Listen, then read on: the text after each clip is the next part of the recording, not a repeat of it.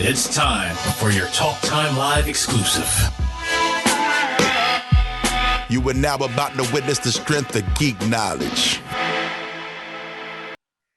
Ladies and gentlemen, my next guest can be seen starring in the 2021 movie Los Angeles, which is available right now on Amazon Video. You may have also seen her in several of your favorite drama series, including Station 19, Law & Order SVU, Criminal Minds, and more. Her name is REBEKAH Kennedy, and she is here to talk about her recent starring role in PA and her latest projects and what she's doing now, and her love for horror. So welcome to Talk Time Live, REBEKAH. How you doing? I'm good. Thank you so much for having me. I really appreciate it. Not a problem. So I got a chance to see you play the role as Jojo in Los Angeles, and thought it was very well done. You made it look easy to do a role based on a character who is known to be a mute, which means that you have to rely on nonverbal communication, body language, stuff like that throughout the entire time. What went into the preparation of that nonverbal role, and did you find it challenging? Well, thank you so much, first of all. Thanks for checking it out. I really appreciate it. Yeah, it's interesting. It's not too much different than preparing for a normal speaking role where they have dialogue. Yeah. It's just like you said, it's more based on nonverbal cues, like your face, your body. How can you communicate without going too over the top and seeming like a mime, right. Or cartoony, right? Exactly. Right. But also making it very clear and specific what it is you want, so the audience can follow along, even if they don't exactly understand what she's saying at the exact moment. The audience isn't completely lost in what she's trying to communicate. So, I mean, it was a challenge in that, and finding that balance of not going overboard, but also not being too subtle so that people can't follow along. So that was definitely challenging in itself. But playing her, once I got in the mode of her and once I understood like what she wanted, it became much easier to communicate. And of course, that also is a big testament to my fellow actors. You started to embody the character, in other words, I take it. Right. Once I started to really understand like what she wants, what her journey is, it made it much easier. And also a shout out to my co-stars, especially Tony, who played Cash. Was so easy to work with, and that made it so much easier because he was great. He was great and just followed along and was really in it with me, and so that made it so much easier for me to play and for me to really be able to communicate, because he just, everything was reading on his face. So. Right. What were your thoughts when they approached this role to you? Because this is like something you've never done before, I'd say. So like this is like a no challenge for you. Right. Yeah. So the casting director, Kelly Knox, approached me with the script and was basically asked me if I would read it and would I be interested in auditioning. And so I was like, yeah, I'll take a look. I read it and I instantly fell in love with Jojo, and I was like, oh, I definitely want to audition. I who knows, you know how it goes. You never know in this world, but yes. I was like, I'll audition and see what happens. And thankfully, Mitch Temple, the director, brought me along for the ride. It was definitely an interesting audition experience, because normally, you have dialogue and, oftentimes I'll just kind of rehearse with myself. Yeah. But this time I had to actually ask my husband. I was like, can you read this with me? Because I need to make sure that what I'm doing makes sense. And, because it's all like, I'm taking all my cues off him and what he's doing and saying. So he helped me, and he was kind of like, what is this? Like, this is such an interesting, weird thing. Right. So I went in and we did the scene, and then he had us improv as well. So that was really fun to kind of get to, see what else I could bring to it. And that was kind of it. And then they offered me the part. So with that said, and your embodiment of Jojo now, like when it comes to you and your husband, whenever you have like sort of little mini arguments, do you go into Jojo mode and just start going at him now? No, but I should. I see what happens when Jojo gets mad. So. Right. Yeah, that's funny. Yeah, I lock him in the car. Won't let him back inside. Exactly. Yeah, she's funny. So in the movie, characters that interact with him, like Cash and all others, kind of drew a different inference of her throughout the entire movie. I saw her as like sort of an evangelical, angelic figure, willing to do whatever it is to help people achieve their, needed bliss, if you will. How did you see JoJo when you first read her and you learned and started, discovering her? Yeah, very similar. I love that Mitch wrote it where it's very open to interpretation.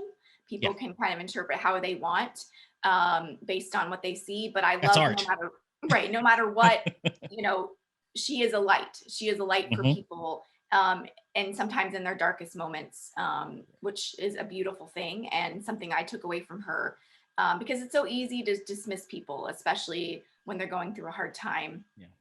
And I love that she doesn't. She embraces them. She takes them in. She doesn't judge them. She's not worried about their past, of what they've done. It doesn't matter to her. It just here and now is what matters. Right. And it was beautiful to see in that light too, because I mean, I felt like watching it after a while, I'm like, this is Disney after dark. Like there's some really, within all of this darkness and it's like dark narrative, there is some Disney aspects to here that, and you're JoJo's kind of that mascot character that helps bring light into all of it. Right. Yeah. No, I love that. I love that saying is perfect because she does, and there's many ways you can look at many parts of the script. I know some people were turned off by her, the, prostitution part of it. Yeah. But, you never see anything. So like people could also interpret it as they, the people she was with saw what they wanted to see. Right. And, so I love that, like, it's not answered for you. That is very true. And I never thought about that in perspective. And it goes to show where everybody's thinking at the same time when you come across those scenes, because you're right. They don't really show exactly what's going on, what's happening from there. It's up to interpretation. You're right. So it just one of those almost like, I guess you would call it psychological or sociological, tests. Right. Of making people understand what do you see? Do you see gold? Do you see black? Right. That type of thing. And how the people, no matter what happened, how their lives were affected in some way for the better. The end result, right? Absolutely. Yeah.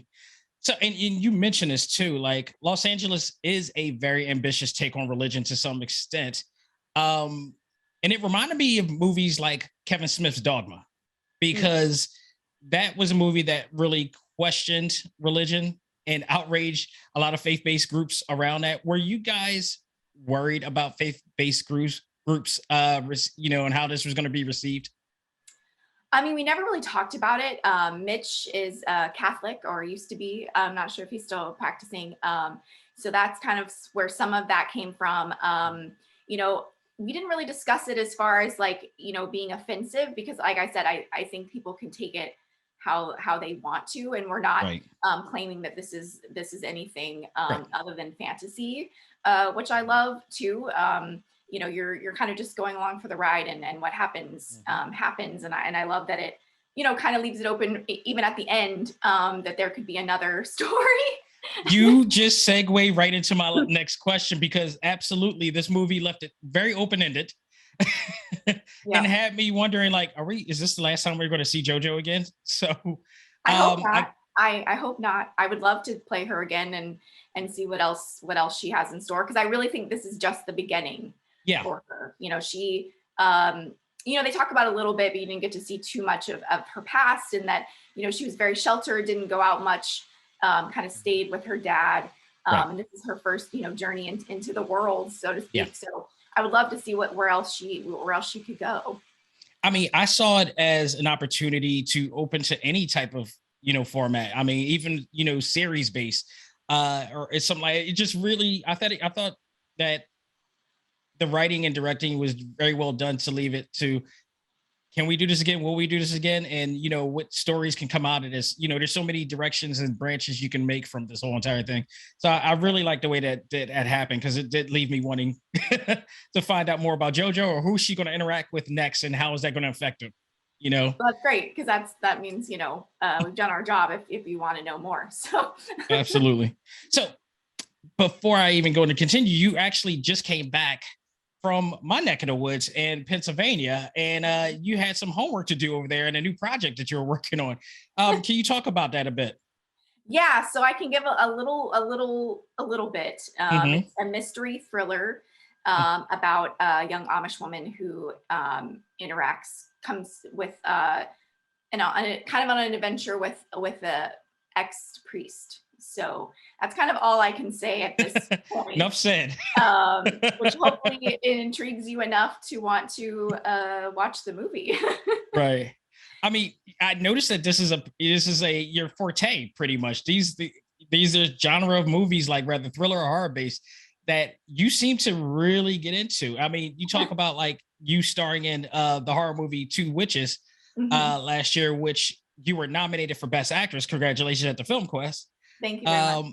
And for the role of Masha, as well as several horror movies and thrillers that you're in. What is it that intrigues you about horror and thriller? So it's interesting. I didn't necessarily set out to do them. When I when I got into film and TV, it wasn't like I was like, oh, I'm going to do this, because when you're starting out, you don't really have that option. Like you're kind right. of You just go for what you could get. Yeah. Yeah, and whatever you book is kind of what you do. And I started out in theater, and even in theater, I was always kind of drawn to the more dark roles, even though I started out doing musicals, which typically are not. At least the ones I did were Wizard of Oz and things like that are not as dark material. But when I started doing more plays, more straight plays, I found myself doing more of the heavier material. So when I transitioned to film and TV, I was like, well, we'll just see, because you never know how the audience, how casting, how directors are going to see you. And so I started auditioning, and the first few things I booked were House Hunting, which was a psychological thriller, Creature, which was a creature feature, Season of the Witch with Nicolas Cage, which was not your typical horror, but had those elements. And I was like, this is really fun. And I love horror. I grew up watching it, watched my first. What is it about it that you like about it? Because I'm like, I pick and choose my horror.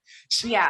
I get it. Yeah. My husband is the same way. I'll watch anything. And he's like, it's gotta be, I don't know. There's something about, hopefully if they're good, the unpredictability, having those, kind of butterflies, not knowing what's gonna unfold, seeing how the story is going to, where it's going to take you, and hopefully give you some, some scares as well. Right.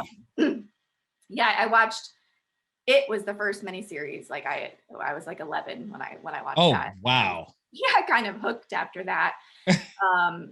So booking them, getting to do them is kind of, it's been really beautiful, because it's kind of full circle. Didn't really know that's where I was going to land, but here I am. So that's awesome. Like I grew up with the Jasons and the Freddy Krueger era and the Mike Myers era, so I was okay with that, because in certain ways it wasn't that horror thriller, and then like the Japanese thrillers came out, and I was like, oh, this is a little bit too much. It was like Goldilocks and the Three Bears. This wasn't enough. This was too much. I need my middle. I think Jordan Peele has created my middle in terms of psychological thrillers and whatnot and horrors. Yeah. At this point, it's a slow burn for me. But the ones that you've been in, I've been like, this is interesting. and you assimilate to it very well. Oh, thank you. These are great because, obviously you're using your imagination in all work. But you really get to use your imagination when you're doing these, a thriller or horror, even in the subgenre, because there's so much that you're getting to do that, hopefully will never experience in life. So you're really getting to go there, especially with Two Witches. I play someone that's evil this time instead of a victim. So we got to play around with faces and how to make the most grotesque, extreme face that I could, and all those kind of things that you don't get to do in a drama. Although I love them, I watch dramas, I watch comedies. I'd love to be in anything really, but it's just something you don't get to explore in those kind of genres that you get to in horror. So when you like, here's the thing too. When you do like when you play the bad guy or horror or whatever like that, do you get to take liberties with roles like that as opposed to being the protagonist, if you will, or the good guy or the victim or whatever like that? Do they allow you to like go a little bit extra? Yeah, yeah, that was definitely something we discussed. How far is too far, Yeah. and how much isn't enough? Because Hmm. that's where the director beautifully comes in, and Pierre, who directed Two Witches, was great at that, of being like, okay, you can go more, you can go more, because Right. when we're doing it, we don't know what it looks like, right, until you see the playback. So Right. you're not sure how it's coming across, or maybe you're doing something that's not even scary, but it feels scary Right. or whatever. So yeah, he was great about really letting me push the boundaries and really letting me play, Yeah.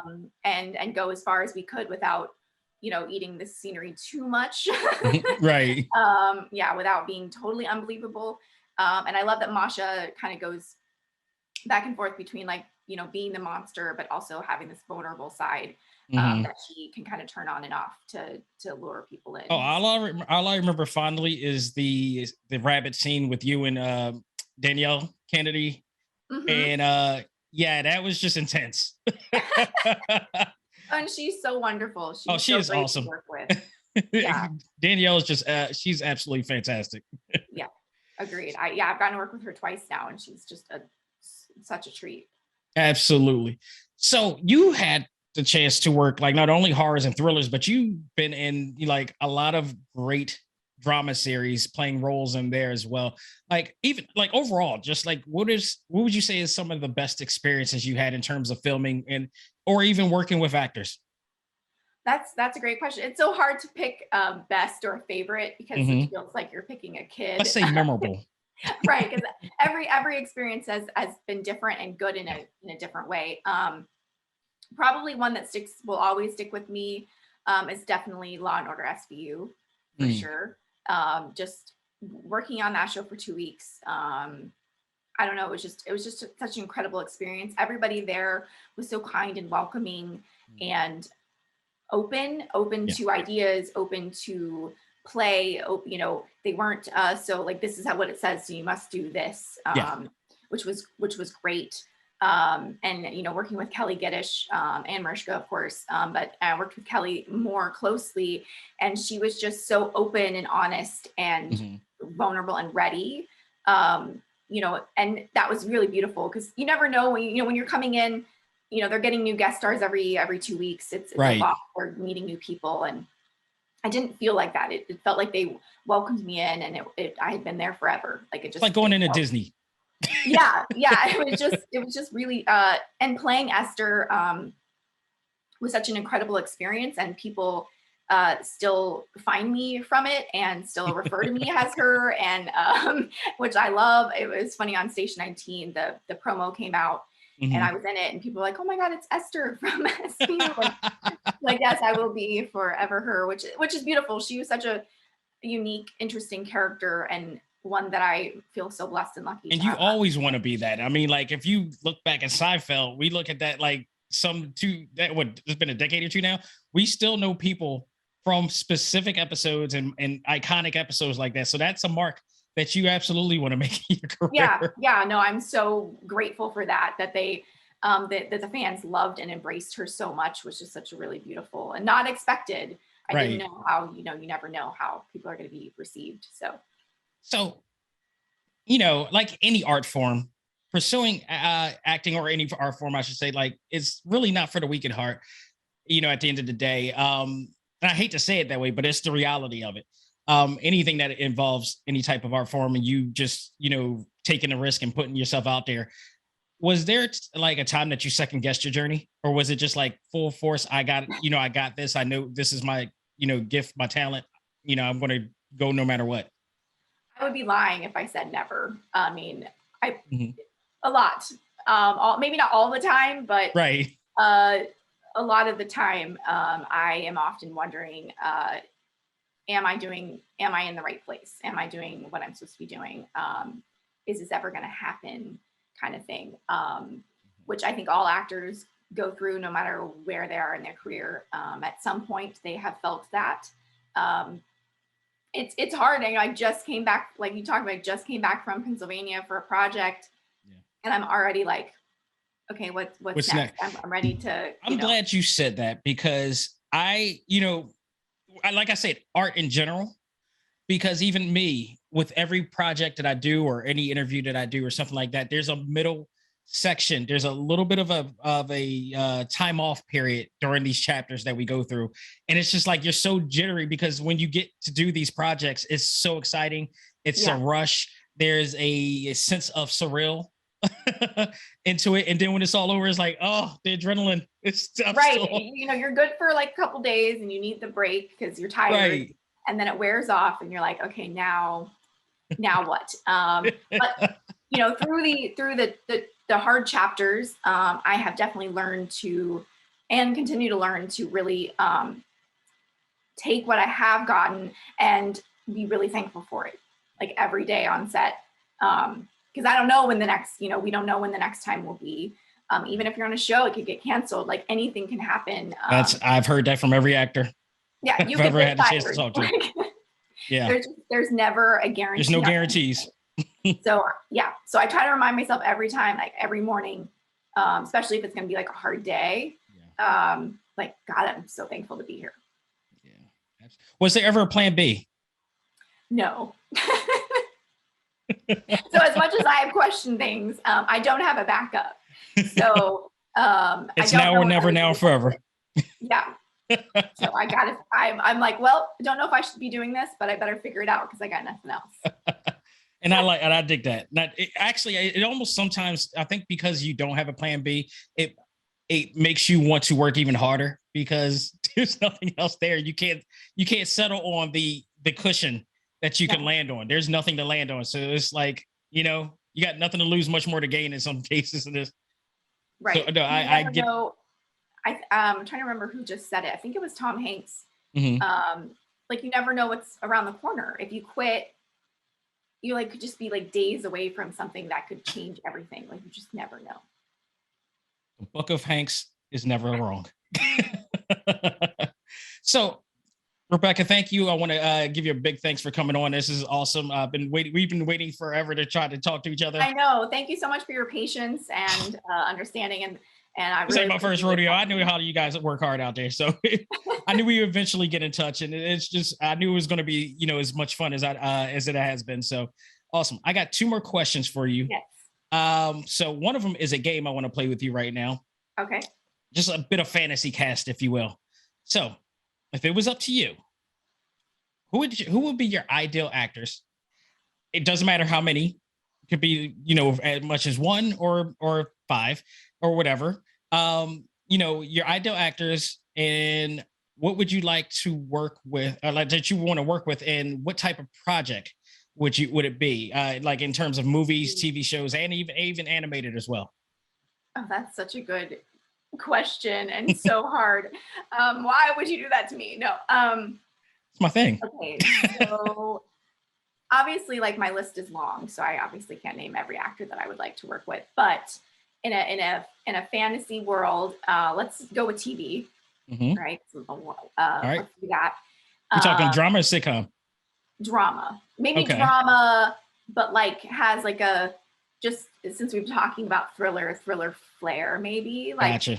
It's got like something going on more than just like drama. We're talking Greg Berlanti or Dick Wolf?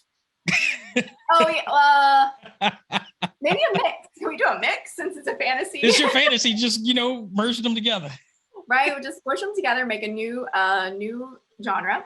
All right, we got like I died to work with Meryl Streep. Oof. She's like one of my. So I don't even know if I could be in the same. I think if there's a drafting, I think everybody gets Meryl Streep in your squad. Yeah. Just before she like retires one day, just would love to be on a set with her at some point. Denzel Washington, he's amazing. I don't know who these characters. That's 2 you can't go wrong with right now. Right. I don't know who they'd play, but it doesn't matter because they'd be amazing. Mm-hmm. No matter what they played. All right, let's go back a little younger. Let's go with who's been more of a new actor that I really love, Jodie Comer. Okay. I'm not familiar. So she most recently was in Free Guy with Ryan Reynolds. Okay, now you're getting me somewhere. What character? The main woman, the main actress. Okay, enough said. Okay, yeah. I'm well aware. I literally just watched that for the second time just last week, so I'm well aware.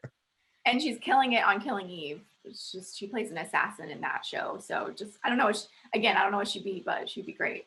Right. Work with her. Like I think Meryl Streep and Denzel Washington alone are the only people that can do Good Burger and get an Oscar for it. Yes. So it doesn't matter what we're in, it'll be good.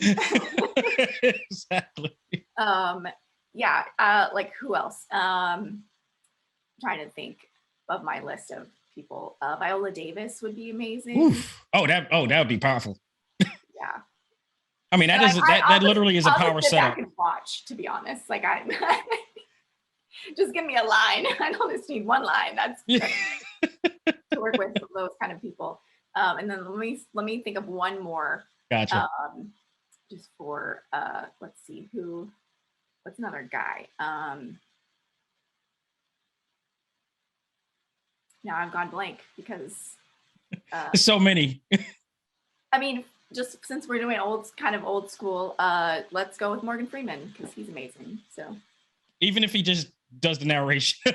Yeah, he could just be like, narrate my life. Exactly. Matter of fact, everything you've done. Yeah. He's It'd be awesome if he just did the sequel to he could like do my thoughts for the sequel to Los Angeles. Sold. Well, one more question for you. And honestly, like when it comes down to it, and I know you still got a lot more road in your career to go, but what is the biggest lesson that you've learned so far in your journey as an actor? Like, what lesson that carries with you at all times? That everything takes time. It just takes time to get rep, like especially if you move to like, let's say Los Angeles or New York, especially. Yeah. It takes time then to get auditions. It takes time then to book. It takes time for casting and producers and directors and many of the people that make the decisions to know who you are and to care. Nothing happens overnight. I hate that the media. This misconception. It is one of the biggest, not only just the media, but fans. Yeah, I mean, like they came out of nowhere, and then you look and they've been working for 10 plus. And we know by the old saying, it took like 40 years to do a 15, to get 15 minutes of or something. What's the term of that? It took like 5 to 10 years to get a 15 minutes of fame or whatever. Right. I'm probably misquoting that. I'm pretty sure I am, but that you get my drift with that. Yeah, 20 years to be an overnight success. That's it. Thank you. That I wish I had taken into consideration sooner, but definitely remind myself all the time when I feel like things are not moving quick enough. Yeah. That it just takes time, and everybody's journey is going to be different. Yeah. I remind myself daily, comparison is the thief of joy. Yeah. So not to compare to other actors and other actors' journeys, because they're all different. We're all in the place that we are. And that's okay. Enough said. Rebekah, thank you so very much for coming on the show. It's been pretty awesome to have you. And I look forward to seeing what you got going on next, because you never know where you're going to see you. But we do know it's probably going to scare the living crap out of us. Yes, most likely. Thank you so much for having me. This was so fun. Not a problem. But if you don't mind, before you go, let us know what you got up, what's next for you, as well as plugs. Yeah. So speaking of next, which is exciting, I am going to Chicago the middle of this month for a film called The Unseen, where I can't really talk about it too much yet, but hopefully I will be back on here. And at the moment, it will be unheard. yes, exactly. Unseen and unheard. And then I have another film called The Demons Within that I can talk about that one, that I play someone who's possessed. So that's going to be really fun, of course, right? Lovely. Of course. So those are a few of the things coming up, and some other things I can't talk about yet, but hopefully we'll be able to soon. And if you want your listeners to find you as well as others, where can they find you? So you can find me on Instagram at Bekah, BEKAHK. and then on Twitter at Rebekah Kennedy as well. So. Awesome. Rebekah, you've been awesome. I look forward to everything that you're going on. And for you, I will threshold my fear of horror. Thank you. I appreciate But we'll that. watch you on the other drama shows just to, dilute my fears. Even like cleanse. At least Los Angeles wasn't scary. I had some people Los that were Angeles like, was totally fine. It was scary, and I'm like, no, like look at the trailer. It's not. You trying? scary. Yeah, all right. You're trying to get us again, aren't you? Yeah. That my friend literally was like about the one I'm doing just finished in Pennsylvania. She's like, you're trying to trick us, right? Like, no hammers will be going on anybody's head anytime soon. Exactly. Ladies and gentlemen, I hope you enjoyed this very special interview with myself and Rebekah Kennedy. On behalf of myself and Rebekah, all I got to say is learn to let go, live life, and love all things anime, comics, movies, and games. This is ACMG Presents Talk Time Live. We are out of here. Take care and have a great one.